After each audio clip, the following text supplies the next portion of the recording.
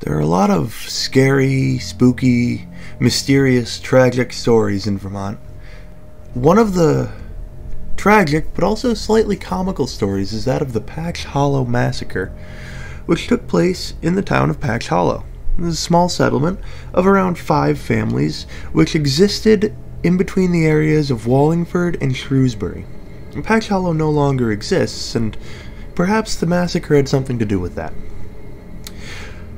Roland Wheeler was one of the residents of Patch Hollow, and he was described as many of his neighbors and the townsmen of Wallingford and Shrewsbury to be a violent and jealous man. And at one point in his life, in the early 1830s, he was accused of committing sexual acts with his wife's sister, which at the time was something so outlandish that it angered the people of Shrewsbury and Wallingford to such a degree that they formed 2 mobs to apprehend him, and their plan was to tar and feather Roland. Now, because the communities were so small, word soon got back to Roland that this was happening, and he ended up barricading himself in his home and fashioning a knife out of a large file. I'm not quite sure why he couldn't have made himself a knife out of something, I don't know, like a knife. They did exist at the time. But he made it out of a file. So the mob set out from Shrewsbury and from Wallingford, 2 separate mobs, with the essential supplies of rum, tar, and feathers. Now, I don't know too much about tar and feathering, but maybe they just wanted to get really drunk before they committed an act of torture. The group from Shrewsbury ended up getting lost in the woods on their way to Patch Hollow, and this might have cooled their heads off and made them realize that maybe they should just turn back, which is what they ended up doing. But the Wallingford group made it.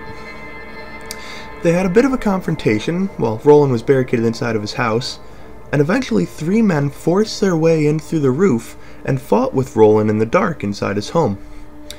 Now, Roland stabbed 1 man and slashed another more than 14 times, both of whom ended up surviving. The door was eventually unbarred and more of the mob came in.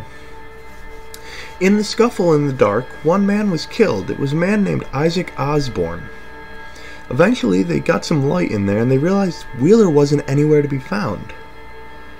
Now, someone had grabbed a hold of Wheeler at some point, and he had escaped by wriggling out of the clothes that he was wearing and crawling out the floorboards under his bed.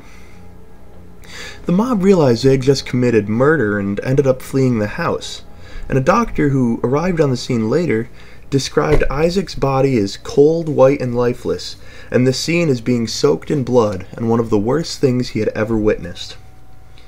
Wheeler ended up spending the night naked in the woods, presumably because that was safer than heading back into a town full of people that had just tried to tar and feather and possibly murder him.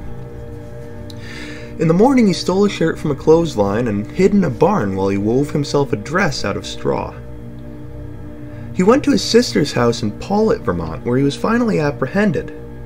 He was arrested and put on trial at the Congregational Church in Wallingford, and he was actually found guilty of all the charges brought against him due to self-defense. Members of the mob, however, were charged between $40 and $60 for their parts in the massacre and the death of Isaac Osborne.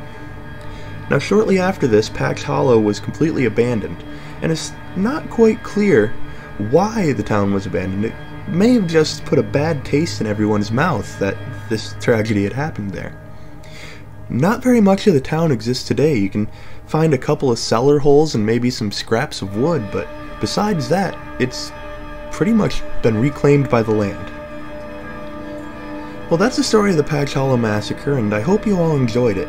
I'm going to be doing more videos like this, and a couple that I have cooking up right now are The Window with the Grave in New Haven and Emily's Bridge up in Stowe, so I'll probably be traveling up there since I don't have to hike through the frozen woods to get there like I would have to get to Patch Hollow this time of year. Thank you for watching, and I've been Feasible Tax.